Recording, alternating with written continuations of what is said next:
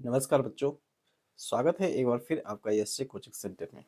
बच्चों, आज के इस क्लास में अटल आवासीय विद्यालय प्रवेश परीक्षा कक्षा 6 की जितने भी बच्चे तैयारी कर रहे हैं उनके लिए बच्चों 20 गणित के बेहद ही महत्वपूर्ण प्रश्न लेके आए हैं बच्चों। ठीक है, देखिए बच्चों, जो आज के इस वीडियो में मैं जो क्वेश्चन कराऊंगा ऐसे ही क्वेश्चन आप लोग के एग्जाम में देखने को मिलेगा। ठीक है, तो ये 20 महत्वपूर्ण क्वेश्चन जरूर आप लोग पूरा देखें और आप लोग भी इसके साथ साथ अपना कॉपी कलम लेके बैठे और साथ साथ में सॉल्व करते रहें। ठीक है, सॉल्व करके आप खुद देखें कि आपका 20 में से कितना सही जा रहा है, कमेंट करके बताइएगा बच्चों। ठीक है, तो चले क्लास को शुरू करते हैं। ठीक है, चलिए देखिए यहाँ पर पहला क्वेश्चन है कि कह रहा है कि 2745 में 7 के स्थानीय मान और जातीय मान में क्या अंतर है। ठीक है, तो स्थानीय मान कितना हो जाएगा बच्चों, इसका 700 हो जाएगा।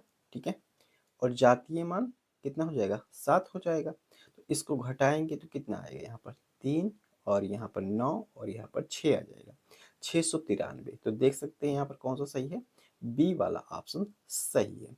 यहाँ पर आप क्वेश्चन को देखें एक बार, अपने आप से पहले खुद सॉल्व करें। ठीक है, यदि आपसे नहीं हो पा रहा है या उत्तर मिलाने के लिए फिर वीडियो को आगे बढ़ाएं। इस तरीके से आप देख देख के करें तो इस तरीके से प्रैक्टिस आपकी बहुत अच्छी होगी। ठीक है, चलिए अगला क्वेश्चन देखते हैं। देख सकते हैं इसका करेक्ट आंसर भी कितना है, 693, बी ऑप्शन सही है। ठीक है, चलिए अगला क्वेश्चन देखें। अगला है, कह रहा है कि 8564 को निकटतम सैकड़े तक सन्निकट करें। ठीक है, तो देखिए जब भी इस प्रकार से प्रश्न आएगा और इंग्लिश में नियरेस्ट 100 ऐसे होता है। ठीक है, तो एक काम करना, जब नियरेस्ट 100 रहेगा या निकटतम सैकड़े रहेगा तो क्या कर लेना, जैसे 8564 ऐसे है ना, 8564 ऐसे, तो इन दोनों को देखना। जब सैकड़े की बात होगी तो इन दोनों संख्याओं को देखना, यदि ये 50 से ज़्यादा के हैं। ठीक है, 50 या 50 से ज़्यादा के हैं। ठीक है, एक मिनट बच्चों, मैं इसका रंग बदलता हूँ। यदि ये क्या है, 50 या 50 से ज़्यादा का, तो इसको क्या कर देना, इसको 0 कर देना और इधर में एक जोड़ देना। ठीक है, और इसको ऐसे ही लिख देना। ठीक है, बस ये हो गया। ठीक है, तो इस तरीके से करेंगे तो यहाँ पर कितना आ जाएगा, 8600 आ जाएगा। ठीक है, तो चलिए आगे बढ़ते हैं। देखिए बी ऑप्शन सही है। ठीक है, चलो अगला क्वेश्चन देखते हैं। ये देखिए, ये सिंप्लीफाई में से आ गया क्वेश्चन। ठीक है, जिसमें सभी दिया रहता है, जिसको बोर्ड मास के क्वेश्चन की प्रैक्टिस जो बच्चे किए होंगे उनके लिए ये आसानी होगी। ठीक है, तो देखिए इसमें क्या करेंगे, सबसे पहले बोर्ड मास के रूल के हिसाब से पहले हम गुणा करेंगे। तो 5 और 3 का गुणा कर लेंगे तो कितना हो जाएगा, 15 हो जाएगा। तो 15 प्लस 15 और माइनस 10 हो जाएगा। तो देखो यहाँ 15 15 जोड़ेंगे 30 हो जाएगा, माइनस 10 तो कितना हो जाएगा, 20 हो जाएगा। तो 20 कौन सा ऑप्शन सही है, ये सी वाला ऑप्शन सही है। ठीक है, चलिए अगला क्वेश्चन देखते हैं। अगला क्वेश्चन है, कह रहा है कि 94 को रोमन अंकों में लिखें। ठीक है, तो रोमन अंकों में हम देखो 90 को कैसे लिखते हैं, एक्स सी, और 4 को, ये 90 हो गया, और 4 को क्या लिख देंगे, आई बी लिख देंगे। तो क्या सही हो जाएगा, एक्स सी आई बी, ए वाला ऑप्शन सही हो जाएगा। ठीक है, चलिए तो देख सकते हैं यहाँ पर करेक्ट आंसर है एलसीएम।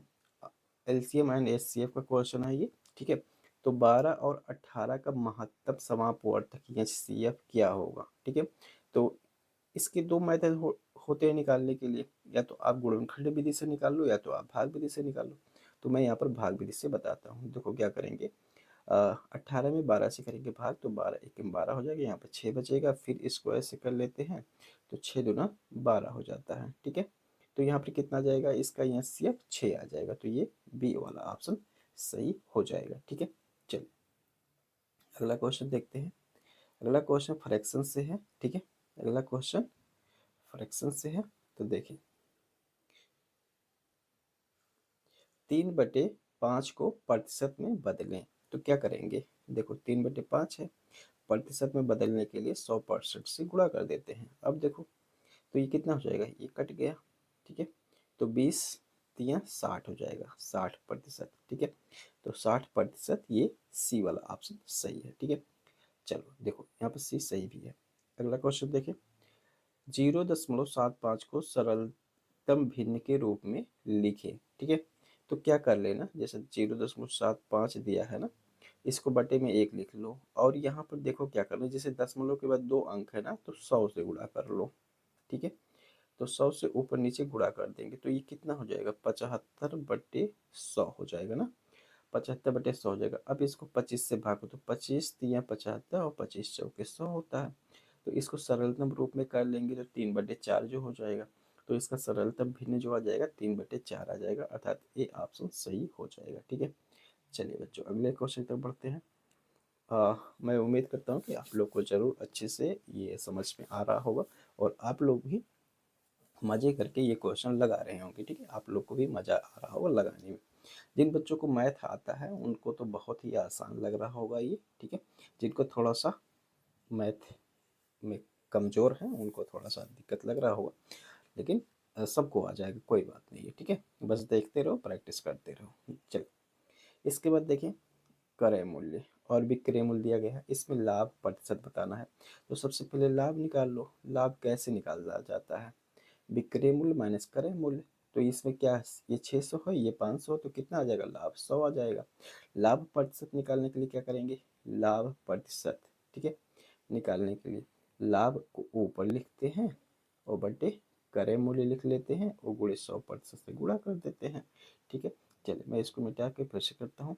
तो यहाँ पर लाभ प्रतिशत क्या हो जाएगा बच्चों, लाभ प्रतिशत, तो यहाँ पर 100 हो जाएगा, और नीचे कितना हो जाएगा, क्रय मूल्य कितना है भाई, 500 है, और गुणे 100% से गुणा कर देंगे तो ये 0 0 कट जाएगा, और 5 दूना 10 अर्थात 20% आ जाएगा। ठीक है, कितना आ जाएगा बच्चों, 20% आ जाएगा। ये सी वाला ऑप्शन सही हो जाएगा। ठीक है, चलिए देखिए यहाँ पे सी वाला ऑप्शन सही भी है।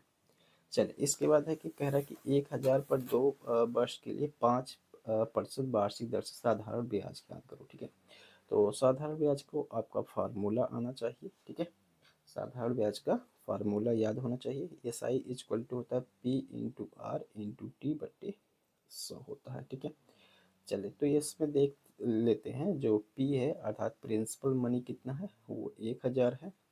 उसके बाद कितना है भाई, रेट रेट 5 है और टाइम 2 है, मतलब 2 वर्ष है।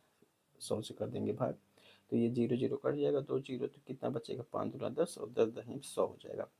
तो लाभ तो साधारण ब्याज कितना हो जाएगा बच्चों, 100 रुपये हो जाएगा। ठीक है, अर्थात बी ऑप्शन सही हो जाएगा। ठीक है, चलिए अगला क्वेश्चन देखिए। इसके पहले वाले वीडियो हमने क्या करा था बच्चों, इसके पहले वाले वीडियो में अगर आप लोगों ने देखा हो, काफ़ी बच्चे देखे हैं, तो उसमें हमने रीजनिंग के क्वेश्चन कराए थे। ठीक है, रीजनिंग के क्वेश्चन बच्चों ने लगाया और उनको बहुत अच्छा लगा, समझ में आया। ठीक है, चलिए अगला को ये है 8 सेंटीमीटर भुजा वाले वर्ग का क्षेत्रफल। तो वर्ग का क्षेत्रफल का फार्मूला क्या होता है बच्चों, ठीक है, ये वर्ग है, वर्ग के क्षेत्रफल का फार्मूला क्या होता है बताओ।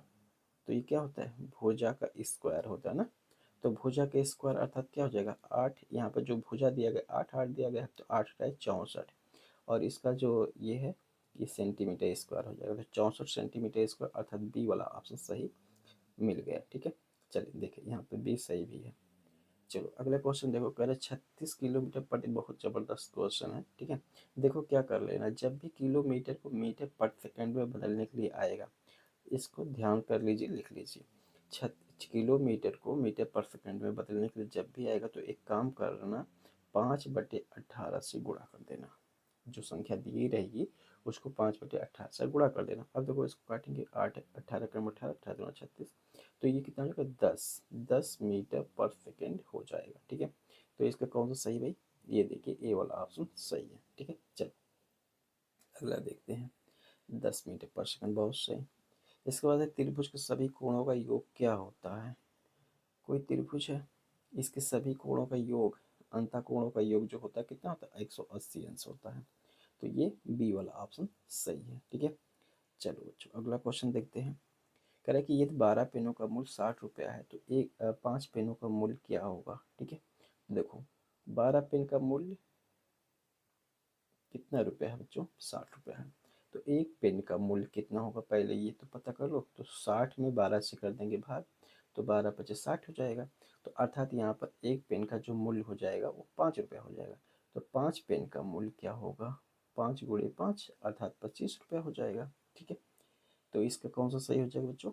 ये बी ऑप्शन सही हो जाएगा। ठीक है, चलिए अगला क्वेश्चन देखते हैं। अगला देखो बच्चों, कह रहा है कि निम्नलिखित में से कौन सी अभाज्य संख्या है। ठीक है, तो भाज्य और अभाज्य संख्या आप लोग को क्लियर होना चाहिए। ठीक है, भाज्य संख्या वो होती है जिस संख्या के दो से ज़्यादा फैक्टर होते हैं, दो से ज़्यादा गुणनखंड होते हैं। अभाज्य संख्या ये होती है जो केवल जिसके दो ही गुणनखंड होते हैं, एक तो एक होता है और एक तो वो स्वयं होता है। ठीक है, एक तो वो स्वयं संख्या होती है। तो इसमें देखिए 9 भाज्य है, 15 भाज्य है, 21 भाज्य है। ये देखो अभाज्य ये 19 यहाँ पर बैठा हुआ है। ठीक है, ये सही हुआ है। ठीक है, तो ऐसे 4 ऑप्शन में से एक बैठा रहेगा, उसी को खोज के आपको टिक लगाना रहेगा। ठीक है, ऐसे 4 लोग रहेंगे, उसमें से आपको सही बताना होता है। 3 सेंटीमीटर भुजा वाले घन का आयतन ज्ञात करें। तो ठीक है, तो घन का आयतन क्या हो जाएगा बच्चों? ये घन होता है। ठीक है, ये घन होता है। तो घन का आयतन क्या होता है? ठीक है, घन का आयतन क्या होता है? भुजा का क्यूब हो जाता है। ठीक है, तो इसमें क्या हो जाएगा? 3 × 3 × 3 हो जाएगा। ठीक है, तीनों भुजा का गुणा करते हैं तो यहाँ कितना होगा? 3 त्रिक 9 त्रिक 27 हो जाएगा। 27 सेंटीमीटर क्यूब। कौन सा ऑप्शन सही है? सी ऑप्शन सही है। ठीक है, चलो देखो यहाँ पर ये दिया गया है, वॉल्यूम ऑफ क्यूब बराबर क्या होता है? साइड क्यूब होता है। ठीक है, तो ये किया भी गया है यहाँ पर। आगे देखते हैं, आयत का परिमाप ज्ञात करें। तो आयत का परिमाप, इसके लिए फार्मूला क्या होता है बच्चों? आयत का परिमाप फार्मूला क्या होगा? 2 ऐसे ब्रैकेट में लंबाई प्लस चौड़ाई। ठीक है, तो देखो 2 लंबाई, लंबाई कितना भाई? 10, चौड़ाई कितना है? 5। ठीक है, तो 10 5 15 और 15 और ये बाहर गुणा होगा तो कितना हो जाएगा? 30 हो जाएगा। तो 30 सेंटीमीटर अर्थात बी ऑप्शन सही हो जाएगा। ठीक है, देखें इसमें भी फार्मूला यहाँ पर दिया गया है, पेरीमीटर और परिमाप यहाँ पर लिख करके। ठीक है, इंग्लिश और हिंदी में दोनों यहाँ पर दिया गया है। आप लोग के लिए बहुत बढ़िया से यहाँ पर डिजाइन किया गया है बच्चों, कि आप लोग को अच्छे से समझ में आए चीज़ें। ठीक है, देखो 1/2, 1/3, 1/4, 1/5। ठीक है, वे सबसे बड़ी भिन्न क्या है? तो देखो जब भी इस प्रकार से रहेगा, ठीक है, इस प्रकार से रहेगा तो एक काम करना, या तो इसको आप दशमलव में बदल लेना, या जिसका हर सबसे कम होगा वही बड़ी भिन्न होगा। यदि इसका अंश समान है और हर क्या है? हर जो छोटी है वही बड़ी भिन्न हो जाएगा। तो 1/2 बड़ी भिन्न है। ठीक है, तो यहाँ पर ए ऑप्शन सही है। अगला देखें, अगला देखें, 2.5 घंटे में कितने मिनट होते हैं? ठीक है, तो आपको पता है कि 1 घंटे में 60 मिनट होता है, तो हम इसमें क्या कर लेंगे? 60 से गुणा कर देंगे। 2.5 घंटे को 60 मिनट से गुणा कर देंगे तो ये मिनट में बदल जाएगा। तो अब देखो ये कितना हो जाएगा? ये कितना हो जाएगा? 6×5 = 30 और 6×2 = 12 और 12×3 = 15 हो जाएगा। तो 150 मिनट आ जाएगा। ठीक है, 150 मिनट आ जाएगा जब 60 से गुणा करोगे बच्चों। ठीक है, तो 150 मिनट आ जाएगा। ठीक है, चलो अगला देखते हैं। 2 4 6 8 10 का औसत ज्ञात करें। ठीक है, तो औसत ज्ञात करने के लिए क्या करते हैं? जो संख्या दी रहती है उसको जोड़ लेते हैं, जो संख्या दी रहती है उसको जोड़ लेते हैं और जितनी संख्या होती है उससे भाग कर देते हैं। अब देखिए कितना हो जाएगा? 6×4 = 10, 10×10 = 20 हो जाएगा, 20×10 = 30 हो जाएगा, तो 30/5 हो जाएगा, तो 5×6 = 30 हो जाएगा। अर्थात यहाँ पर जो औसत आ जाएगा कितना आ जाएगा? 6 आ जाएगा। ठीक है, तो इस तरीके से बच्चों आप लोगों ने 20 क्वेश्चन देखा। ठीक है, ऐसे ही क्वेश्चन की प्रैक्टिस करने के लिए चैनल को सब्सक्राइब कर लें और वीडियो को लाइक भी कर दें। तो मिलता हूँ किसी दूसरे वीडियो में, तब तक पूरा वीडियो को देखने के लिए बच्चों आपका बहुत बहुत धन्यवाद।